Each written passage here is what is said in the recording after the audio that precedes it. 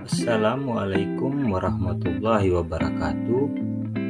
Saya Indra Puaraga, salah satu calon guru penggerak Angkatan 7 Kabupaten Nagekeo, asal sekolah SMK Negeri 1 Aisisa Selatan. Pada kesempatan ini, saya akan memaparkan hasil aksi nyata modul 1.4, budaya positif. Yang akan saya lakukan dalam kegiatan aksi nyata budaya positif ini adalah yang pertama, kegiatan berbagi praktik baik budaya positif ke sesama rekan sejawat dalam lingkungan sekolah. Yang kedua, pembuatan keyakinan kelas bersama peserta didik. Yang menjadi latar belakang saya melakukan kegiatan aksi nyata ini adalah saya ingin berbagi pengalaman ke rekan sejawat dalam lingkungan sekolah dalam kegiatan berbagi praktik baik budaya positif. Menanamkan kembali nilai-nilai karakter melalui penerapan budaya positif dalam lingkungan sekolah dan menumbuhkan motivasi intrinsik dalam diri peserta didik melalui pembuatan keyakinan kelas. Adapun yang menjadi tujuan saya adalah yang pertama, memfasilitasi murid untuk dapat menyampaikan aspirasinya dalam bentuk pembuatan keyakinan kelas. Yang kedua, berkolaborasi dan mengajak rekan guru untuk sama-sama membangun budaya positif dalam lingkungan sekolah. Yang saya lakukan dalam lini masa tindakan, yang pertama, berkoordinasi dengan kepala sekolah dan menyampaikan maksud dan tujuan. Yang kedua, membuat keyakinan kelas bersama peserta didik. Yang ketiga, melakukan kegiatan berbagi praktik baik budaya positif. Yang keempat, memantau, merefleksi, dan mengevaluasi keyakinan kelas yang telah dibuat. Dalam kegiatan ini, saya sangat mengharapkan dukungan. Yang pertama, dukungan dari kepala sekolah dan rekan sejawat agar kegiatan yang direncanakan dapat berjalan dengan baik. Yang kedua, sarana prasarana untuk menumbuhkan budaya positif di sekolah. Yang ketiga, dukungan dari orang tua peserta didik. Berikut ini merupakan video cuplikan kegiatan berbagi praktik baik budaya positif dalam lingkungan sekolah saya dan pembuatan keyakinan kelas bersama peserta didik. Selamat menyaksikan. Oke, nah ini salah satu pertanyaan pemantik. Nah, mungkin kata pemantik ini juga saya baru dengar ketika saya mengikuti penggerak.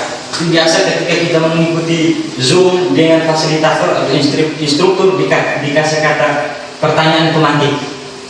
Ini pertanyaan kayak mengumpan begitu, sehingga kita melakukan reflektif, merefleksi kembali seperti itu. Apa yang Bapak Ibu ketahui tentang budaya positif? Mungkin Ibu ini yang diketahui tentang budaya positif yang terlintas dalam pemikiran mengenai budaya positif? Ya, budaya positif menurut saya berarti berhubungan dengan hal-hal yang bernilai positif, yang membangun, yang bisa memberi pandangan yang baik bagi orang lain. Budaya yang dibuat berarti kembali pada perilaku atau apa yang akan memberikan umpan balik kepada orang yang menerimanya, hal-hal yang positif. Itu dari saya. Oke, dari mulai seperti itu mungkin ada teman-teman yang lain. Oscar? Baik, menurut pandangan saya berkaitan dengan budaya positif sebenarnya tidak jauh berbeda dengan yang disampaikan Ibu Oni tadi. Kita berpoin penting di kata positifnya saja. Itu kan berkaitan dengan hal-hal yang dimana dalam keseharian kita, dalam kehidupan di lingkungan sosial kita selalu menunjukkan sesuatu yang bernilai baik di mata sesama kita, apalagi di lembaga pendidikan. Terus yang berikutnya lagi berkaitan dengan budaya ini, sesuatu hal yang sebenarnya sudah kita jalankan. Mereka dari peraturan ini, nilai yang kau ambil dari sini, ini nilai komitmen. saling menghargai antar sesama,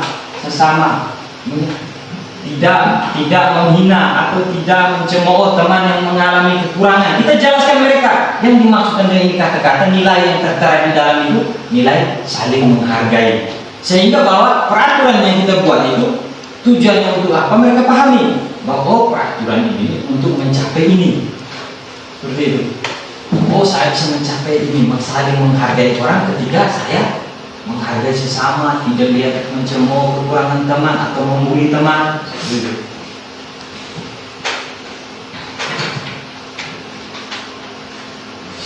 Oke, pembentukan keyakinan kelas. Keyakinan kelas bersifat lebih abstrak daripada peraturan yang lebih rinci dan konkret, seperti yang saya sampaikan tadi. Karena kalau memang terlalu banyak, mereka tidak akan ingat. Yang kedua, keyakinan kelas berupa pernyataan-pernyataan universal. Pernyataan keyakinan kelas senantiasa dibuat dalam bentuk positif. Teman-teman, dalam bentuk positif dalam seperti ini, penggunaan kata positif. Misalnya begini, dilarang merokok, itu tulisannya yang ditempel, dilarang merokok. Kita ganti katanya lebih ke positif, karena itu negatif terlalu kata-katanya. Kita ganti lebih ke positif, tidak boleh merokok dalam ruangan, seperti itu. Itu lebih positif. Atau misalnya dilarang berlari di teras sekolah. Kita ganti katanya yang lebih positif, berjalanlah di koridor kelas, lebih ke arah yang positif. Dilarang membuang sampah sembarangan, nanti buanglah sampah pada tempatnya.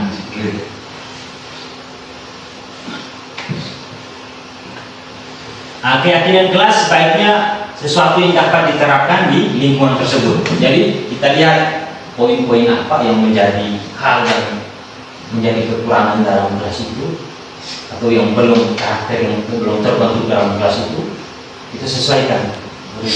Terus semua warga kelas hendaknya ikut berkontribusi dalam pembuatan keyakinan kelas lewat kegiatan curah pendapat. Terus yang terakhir, bersedia meninjau kembali keyakinan kelas dari waktu ke waktu.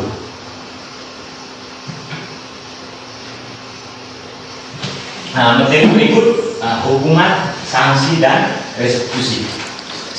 Jadi teman-teman, berbicara tentang hukuman, sanksi, dan restitusi, kadang-kadang saya berbicara, kadang apa yang saya bicarakan mungkin pernah terjadi pada diri saya, seperti itu. Yang pertama, dalam menjalankan peraturan ataupun keyakinan kelas, bila mana ada suatu pelanggaran, tentunya sesuatu harus terjadi. Untuk itu kita perlu meninjau ulang penerapan penegakan peraturan atau keyakinan kelas kita selama ini. Penerapan terhadap suatu pelanggaran bisa dalam bentuk hukuman atau sanksi atau berupa restitusi. Bentuk sanksi untuk lingkungan pendidikan disesuaikan menjadi konsekuensi. Pemahaman konsekuensi adalah bahwa dalam setiap tindakan atau perbuatan pasti akan berkonsekuensi, baik atau kurang baik. Hukuman bersifat tidak terencana atau tiba-tiba. Anak atau murid tidak tahu apa yang akan terjadi dan tidak dilibatkan. Hukuman bersifat satu arah dari pihak guru yang memberikan, dan murid hanya menerima suatu hukuman tanpa suatu diskusi atau pengarahan dari pihak guru, baik sebelum atau sesudahnya. Jadi kalau hukuman itu sesuatu yang terjadi tanpa terencana, dia secara tiba-tiba. Kalau sanksi itu sudah direncanakan. Yang terlambat besok, sanksinya adalah berada di luar kelas, tidak boleh mengikuti pembelajaran. Berarti itu sudah direncanakan. Dan poin terakhir itu adalah restitusi. Nah, restitusi ini itu disampaikan oleh ahli pendidikan, dosen. Restitusi itu proses menciptakan kondisi bagi murid untuk memperbaiki kesalahan mereka, sehingga mereka bisa kembali kepada kelompok mereka dengan karakter yang lebih kuat. Bahwa mereka tidak, siswa bersalah itu, siswa yang bersalah pasti dia itu mengalami yang namanya identitas kegagalan.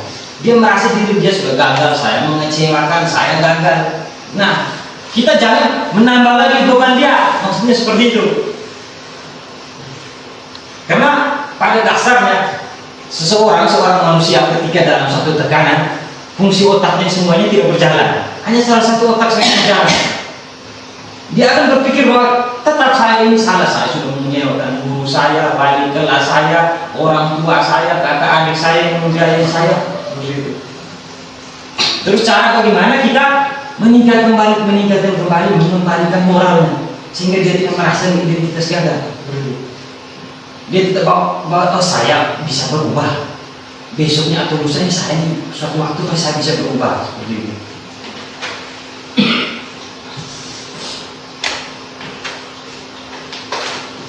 Terus sementara disiplin dengan bentuk sanksi atau konsekuensi sudah terencana atau sudah disepakati, sudah dibahas dan disetujui oleh murid dan guru pada sanksi atau konsekuensi. Murid tetap dibuat tidak nyaman untuk jangka waktu pendek. Oke, kita sudah sepakati begini ya sanksi. Murid tetap merasa tidak nyaman untuk jangka waktu pendeknya.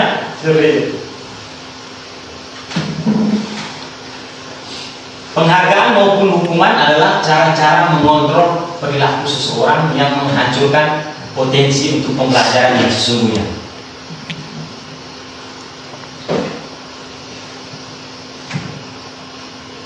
Oke, yang berikut kita belajar tentang atau kita berbagi tentang pemenuhan kebutuhan dasar. Pemenuhan kebutuhan dasar, ada 5 kebutuhan dasar manusia. Yang pertama, kebutuhan bertahan hidup, yang termasuk dalam kebutuhan bertahan hidup, kebutuhan fisiologis, kesehatan, rumah, makanan. Terus yang berikut, kebutuhan cinta dan kasih sayang, kebutuhan untuk diterima, kebutuhan psikologis, kebutuhan akan hubungan dan koneksi sosial. Teman-teman, misalnya kebutuhan bertahan hidup seperti itu. Misalnya satu kasus, salah satu siswa, katakanlah Agus, misalnya dia sering merampas bekal teman-temannya. Jadi pada poin pemenuhan kebutuhan, kita kadang-kadang kita panggil dia tanpa kita tanya, kadang-kadang kita langsung memberikan hukuman. Seharusnya mungkin pada posisi kita tanya, mungkin dia dalam posisi apa? Dari rumahnya belum makan, dia kira itu dia bisa makan. Lama bisa atur dia. Karena dia ambil makanan itu dia makan. Di situ mungkin dia telah lagi memenuhi kebutuhan dasarnya, yaitu untuk bertahan hidup. Terus poin kedua, cinta dan kasih sayang, kebutuhan untuk diterima. Mungkin dia merasa begini, selama ini saya tidak diperhatikan. Mungkin pernah kekurangan saya, mungkin dari pengetahuan atau keterampilan saya yang kurang, saya kurang diperhatikan oleh bapak ibu guru. Saya membuat sesuatu hal sehingga saya diperhatikan gitu, menjadi menarik di mata mereka. Terus yang berikut, kebutuhan penguasaan, kebutuhan pengakuan atas kemampuan, keinginan untuk dianggap berharga, diakui dan dihormati. Terus yang berikut, kebebasan, kebutuhan akan pilihan, otonomi, memiliki pilihan dan mampu mengendalikan orang lain. Oh, ketika saya ini mampu, dia merasa puas, saya mampu mengendalikan dia. Terus yang lain, kebutuhan kesenangan, kebutuhan untuk merasa senang, bermain dan tertawa. Bisa jadi setelah kita tanya, Agus, kenapa kau rampas makanan tadi temanmu? Pasti dia bilang, oh saya senang pak kalau lihat dia menangis. Pak saya senang kalau lihat ekspresi ini nona, kalau dia ekspresinya lagi merajuk, saya senang. Sorry. Dia lagi memenuhi kebutuhannya akan kesenangannya, kebutuhan dasarnya.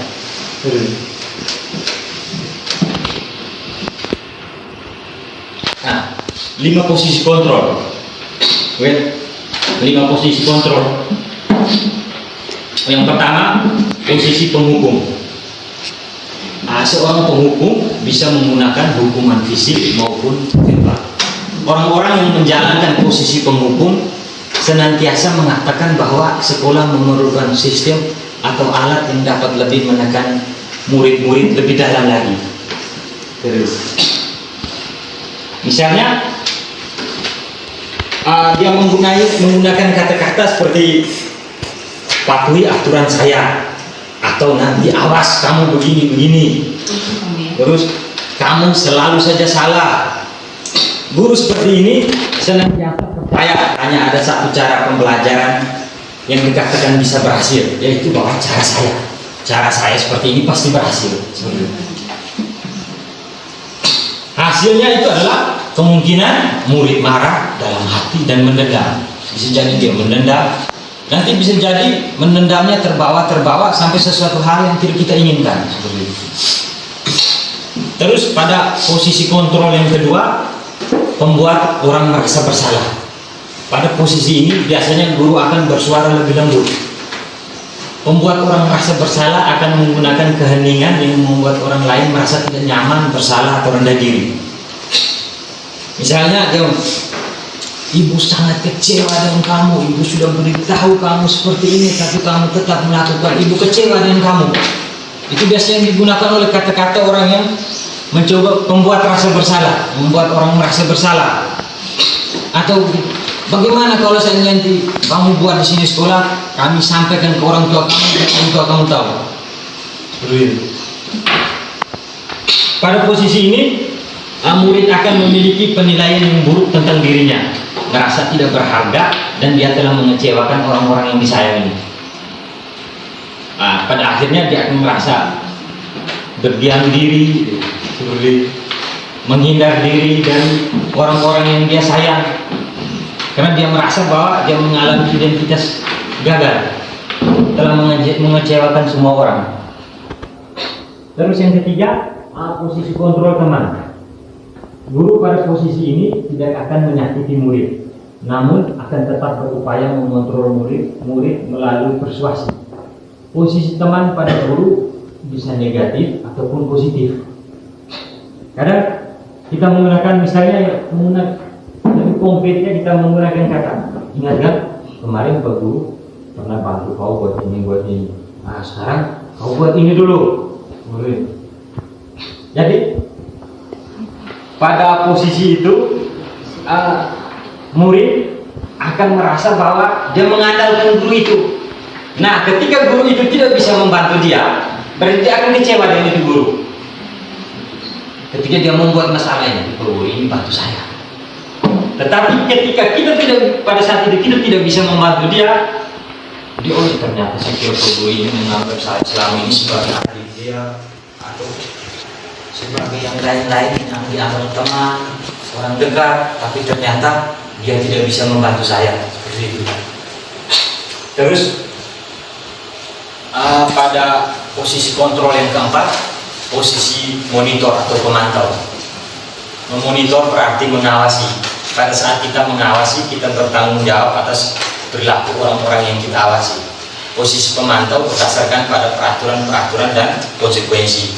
Misalnya dipantau nih, peraturan sekolahnya tidak masuknya 7.30, tapi siswa ini hampir 1 minggu kita pantau terus, dia ini datangnya terlambat terus, lewat terus, seperti itu.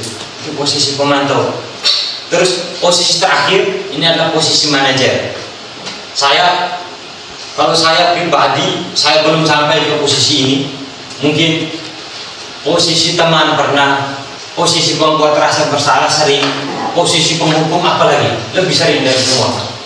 Tetapi pada posisi manajer saya belum sampai ke sini. Posisi manajer adalah posisi mentor, di mana guru berbuat sesuatu bersama dengan murid, mempersilahkan murid mempertanggungjawabkan perilakunya, mendukung murid agar dapat menemukan solusi atas permasalahannya sendiri.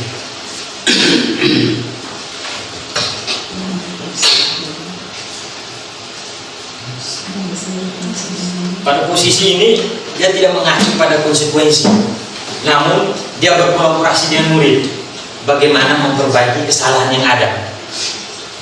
Misalnya apa yang kita yakini dengan keyakinan keras yang kita buat, terus apakah kamu menyadari kesalahan kamu, terus apakah rencana kamu memperbaiki ini, bagaimana cara kamu memperbaiki ini.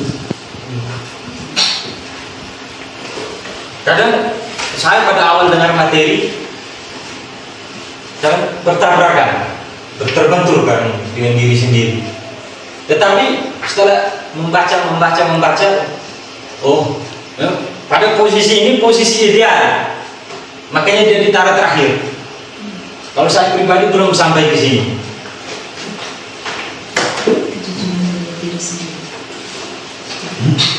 Oke, materi berikut mengenai segitiga restitusi.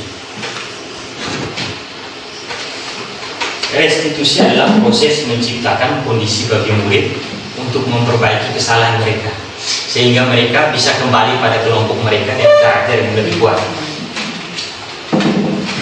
Ketika siswa sudah berbuat salah, sudah pasti bahwa mereka merasa diri mereka itu mengalami identitas gagal. Saya telah mengecewakan sopnya wali kelas, mengecewakan kepala sekolah, guru, semua orang tua. Nah, cara bagaimana kita mengembalikan identitas mereka, menguatkan kembali mereka. Terus restitusi juga adalah proses kolaboratif yang mengajarkan murid untuk mencari solusi untuk masalah dan membantu murid berpikir tentang orang seperti apa yang mereka inginkan dan bagaimana harus mereka memperlakukan orang lain. Restitusi membantu murid menjadi lebih memiliki tujuan, disiplin positif, dan memulihkan dirinya sendiri setelah berbuat salah. Penekanannya bukanlah pada bagaimana berperilaku untuk menyenangkan orang lain atau menghindari ketidaknyamanan, namun tujuannya adalah mencari orang yang menghargai nilai-nilai kebajikan yang mereka percaya. Jadi teman-teman, segitiga restitusi ini terdiri dari 3 tahapan atau 3 langkah. Tahapannya berdasarkan pada prinsip penting dari teori kontrol. Yang pertama, menstabilkan identitas. Dalam teori kontrol disebut bahwa kita semua akan melakukan hal terbaik yang bisa kita lakukan. Yang kedua, validasi tindakan yang salah. Semua perilaku memiliki alasan. Yang ketiga, menanyakan keyakinan. Kita semua memiliki motivasi internal. Seburuk-buruknya kita, sebandel-bandelnya kita, siapapun kita, dalam diri kita pasti ada motivasi internal. Motivasi internal itu kadang tidak stabil, kadang tidak stabil seperti itu.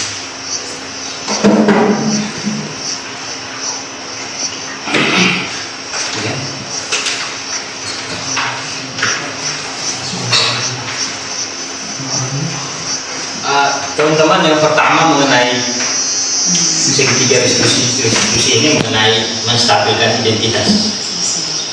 Menstabilkan identitas ini bagian dasar dari segitiga restitusi, bertujuan untuk mengubah identitas anak dari orang gagal karena melakukan kesalahan menjadi orang yang sukses. Anak yang melanggar aturan karena sedang mencari perhatian adalah anak yang sedang mengalami kegagalan. Dia mencoba memenuhi kebutuhan dasarnya, namun ada benturan.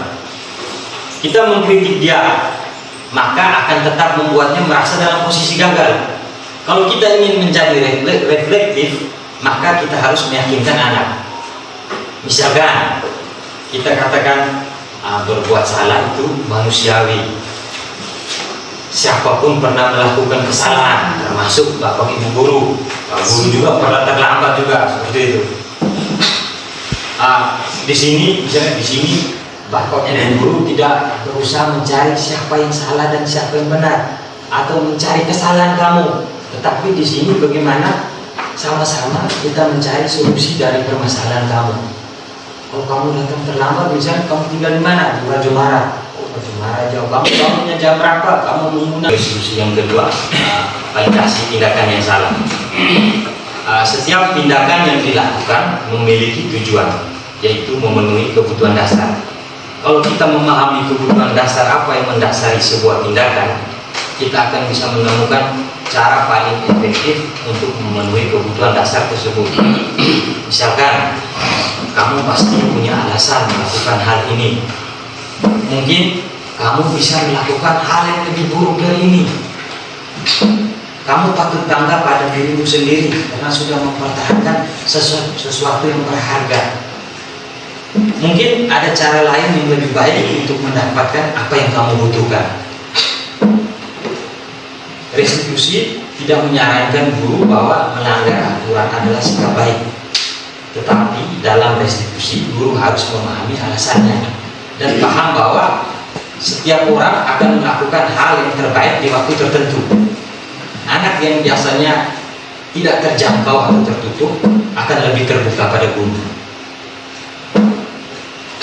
Yang ketiga, menanyakan keyakinan. Mungkin tadi seperti yang materi pertama saya sampaikan, kita membuat keyakinan kelas, kesepakatan kelas. Pada dasarnya setiap manusia memiliki motivasi internal. Pada tahap ini anak dihubungkan dengan keyakinan kelas yang sudah dibuat. Apa keyakinan kelas yang telah kita sepakati bersama?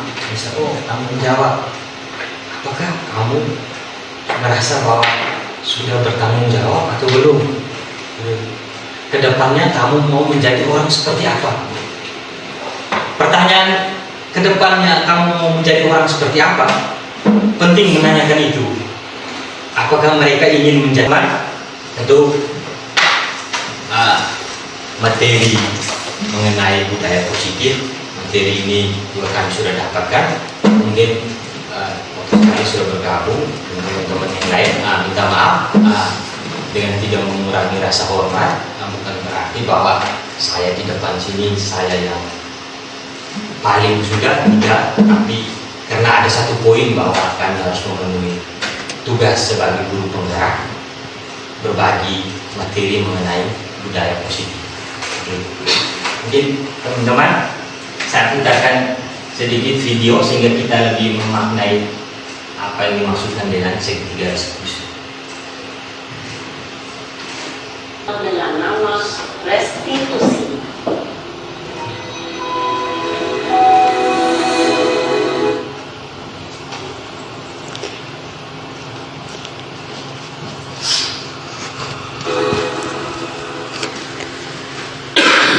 Restitusi dikembangkan oleh pakar pendidikan dan dosen Belanda. Sekali pada teori kontrol Dr. William Glaser. Segitiga restitusi adalah suatu proses dialog yang dijalankan oleh guru atau orang tua agar dapat menghasilkan murid.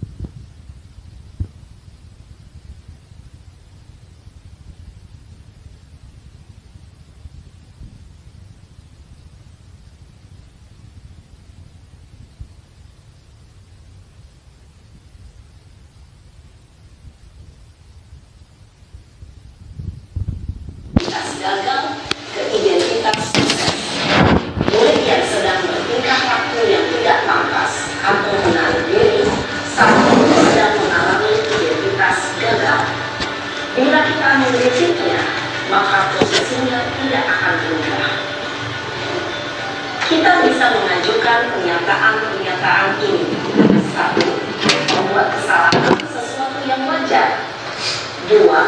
Manusia tidak ada yang sempurna. 3. Kita bisa memperbaiki masalah ini. 4. Saya tidak menanyakan kesalahannya.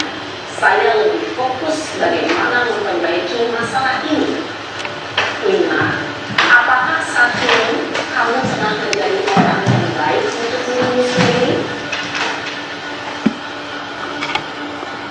Pada sisi kedua, validasi tindakan yang salah berlandaskan pada prinsip bahwa setiap perilaku berupaya memenuhi suatu kebutuhan tertentu. Guru yang telah memahami teori kontrol akan bergeser pada teman-teman. Nah, mungkin yang mau ingin bertanya, jadi di sini kita lebih ke arah diskusi. Mungkin ada pertanyaan dari teman-teman, silahkan bertanya. Ketika saya belum sampai untuk menanggapi, mungkin ada teman-teman lain yang bisa menanggapi, ditanggapi, diberikan contoh. Jadi kita di sini lebih ke berdiskusi ringan. Jadi, mungkin waktu dan kesempatan saya berikan kepada teman-teman.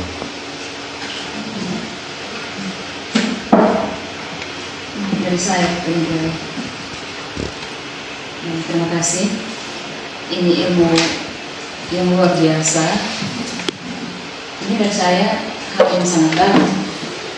Dan selama ini kalau kita membaca, mendengar, mencoba membuka beberapa, ada yang kita dapat dari platform, tapi ini seperti masuk pada inti lebih hal-hal yang lebih banyak menggugah. Jadi yang dapat sebagian dari Pak Indra, gambaran umumnya, saya lebih menyadari diri sendiri, kembali pada pribadi saya, refleksi buat saya selama ini. Ternyata selama ini ada hal yang sudah dilakukan, ada sebagian besar juga tidak. Itu maksudnya refleksi bagi saya, dosanya saya gitu. Oh ternyata banyak ya selama ini dari beberapa tahap yang Pak Indra sampaikan tadi, refleksinya untuk saya, aduh saya lebih banyak salahnya, lebih banyak belum menuju ke sana seperti yang sampai Pak Indra, belum sampai pada sistem manajernya, masih di bawah. Kita sangat berusaha, oh ya bagaimana mau berubah. Dari yang pertama tentang budaya positif sampai pada keyakinan kelas, bagaimana kita memperbaiki, bukan merubah total, tapi setidaknya ada langkah yang untuk memperbaiki, untuk instansi kita ini, untuk diri kita, sekolah kita. Ilmu yang luar biasa dari Pak Indra, yang saya, ini bukan tentang pertanyaan seperti apa, jika ada hal-hal yang positif yang bisa membangun untuk sekolah kita, untuk anak didik kita khususnya, dan perubahan bagi sekolah kita, terutama refleksi bagi guru-guru juga, alangkah baiknya bagaimana kita secara keseluruhan, secara umum gitu, dengan tadi sudah disampaikan bahwa pimpinan sangat welcome bagaimana, dan ini untuk perubahan yang sangat-sangat positif dan sangat membangun. Dan menurut saya, yang saya mau ada hubungan timbal balik tentang keyakinan kelas tadi ya Pak Indra. Selama ini kita lebih pada hukuman, sanksi, tapi ternyata yang barusan kita dapatkan lebih pada bagaimana ada supaya siswa itu sendiri bisa mengenal pada istilahnya identitasnya diri, identitas siswa, mengembalikan identitas pribadinya. Jadi ternyata saya berbuat, kalau dari saya, atas dasar kesadaran siswa ya, atas dasar kesadaran siswa itu sendiri. Dan yang selama ini saya buat, saya lebih banyak kepada sanksi dan hukuman. Oh ya kamu tidak kita terus, kamu tunggu nanti ya. Itu kenyataan. Saya yang kenyataan bahwa kamu tidak pernah kerja tugas dan tidak pernah patuhi ini. Oh nilai kamu tidak mungkin akan ada gitu. Tapi saya belum pernah melakukan, artinya bagaimana supaya siswa itu dengan kesadaran sendiri dia menyadari bahwa saya yang membutuhkan. Saya membutuhkan itu untuk bagaimana dia tanpa pernah bahwa ada sudah ada ini harus. Yang saya sarankan tadi, bagaimana teman-teman mulai dari dalam kelas kita buat keyakinan kelas bersama murid. Jadi keyakinan itu yang disepakati bersama. bukan tentang kita berbicara tentang peraturan, kita cukup berbicara tentang keyakinan. Kalau tidak boleh datang terlambat bagi mengerjakan tugas seperti yang sesuai petunjuk, itu keyakinan itu masih apa? Ya, komitmen, gitu. Saling menghargai, tidak boleh saling mencemooh atau makhluk itu masuk di poin keyakinan apa? Jangan saling menghargai. Mungkin kita bisa menggunakan kata mengingat buat dia menarik mungkin. Saya kadang-kadang sebelum mengikuti kegiatan ini, merasa bahwa diri saya cukup, tetapi setelah kami mengikuti penggerak bergabung dengan teman-teman ini, ternyata teman-teman ini tidak kreativitasnya jauh kan? Ini jauh tidak kreativitasnya.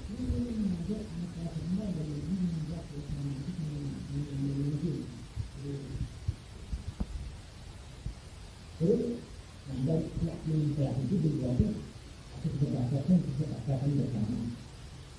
Kalau memang nanti ada satu permasalahan, kalau memang ada satu orang berjalan, tapi tergantung masalah kalau yang mungkin kita lihat sudah mulai tersendiri, selain secara tersendiri, atau besar sendiri, menggunakan sedikit. Terus, kalau yang saya katakan, kami berbicara tentang filosofi kebahagiaan, filosofi pendidikan menuju kebahagiaan. Karena dia adalah salah satu tokoh pendidikan, pendiri Taman Siswa, mantan Menteri Pendidikan juga pada masa Soekarno. Jadi yang kami maknai itu analogi pendidikan menurut kebahagiaan itu, pendidikan itu menuntun, bukan menuntut, tetapi menuntun. Dia ibaratkan pendidikan.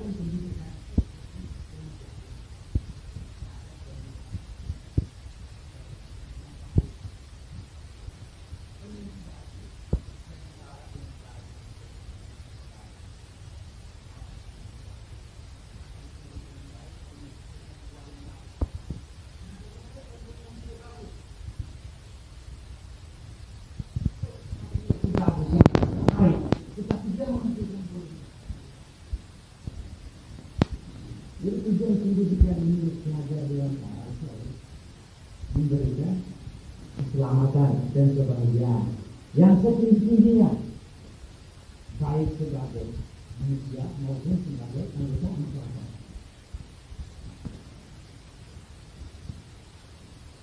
Karena kita tidak bisa menyalahkan kodrat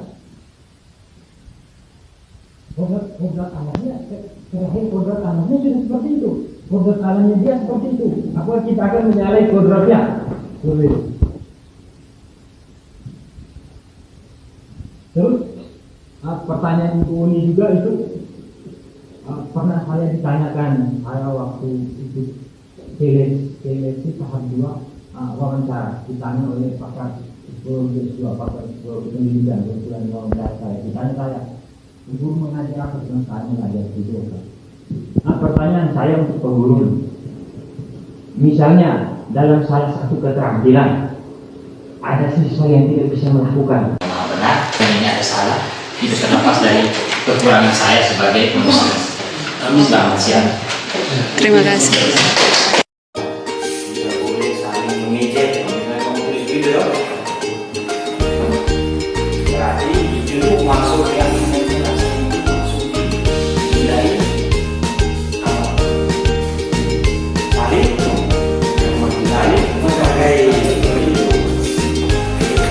tidak boleh berbohong, berarti masuk di keyakinan, nilainya namanya kejujuran. Coba kamu tulis ya, tulis, nanti setelah itu kamu tempelkan masing-masing. Tempel sebagian di luar ini, nanti dokter membacakan. Jadi kamu tidak usah diminati. Hanya tulis saja. Coba.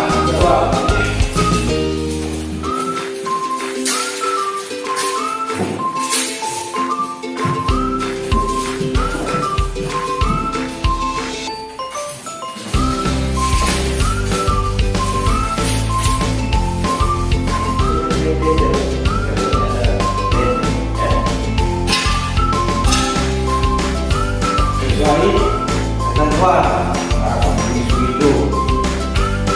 Terus wajib menggunakan kostum olahraga di setiap mata pelajaran. Di mata pelajaran PJOK seperti itu. Kamu sudah ada gambar dulu? Sudah. Kamu tulis sudah peraturan dulu kesepakatan kamu. Maunya kamu bagaimana? Kamu tulis. Silakan ditulis. Misalnya wajib mengerjakan tugas yang diberikan. Datang tepat waktu.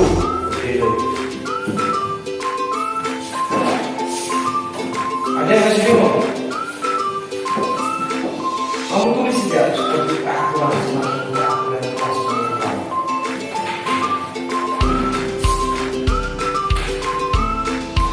ditulis yang baik ya, yang sudah dibaca. Itu bisa terlalu besar. Itu kan kamu bisa buat ilustrasi ya. Itu kan kamu bisa buat ilustrasi di atas, kamu lagi di bawah.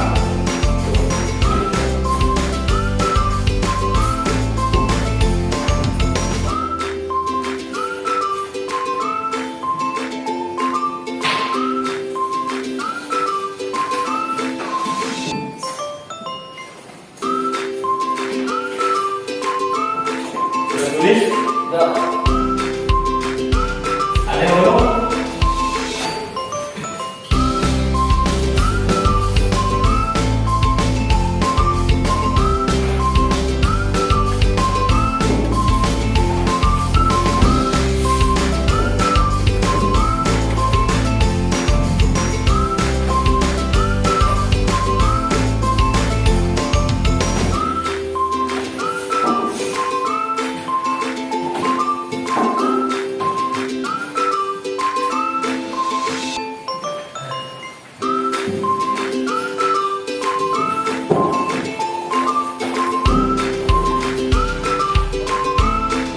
Dilihat lagi baik-baik. Kemudian kerapinan.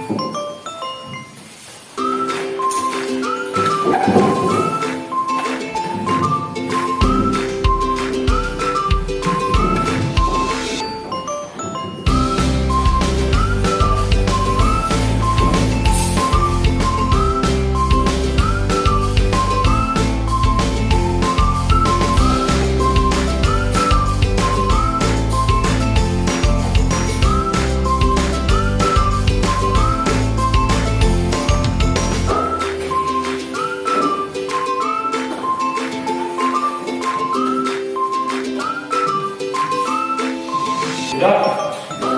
Semua sudah? Semua sudah?